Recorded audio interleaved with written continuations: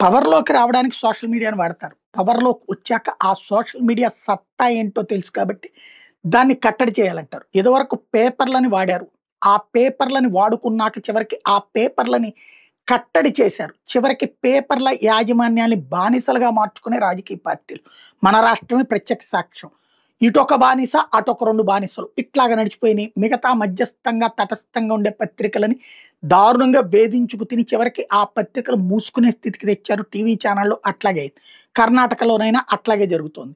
ఇప్పుడు social media పీక నొక్కేందుకు కొత్త అడుగులు వేస్తున్నారు. ఏదైనా గనక కర్ణాటకకి సంబంధించి హేట్ స్పీచ్ బిల్ అట.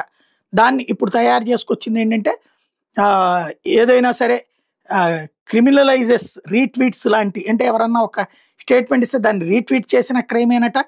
ఎమోషనల్ హార్మ్ క్లాజ్ అనేది ఒకటి పెట్టారు. మత ఉద్రిక్తతలు రెచ్చగొట్టడం లాంటిది.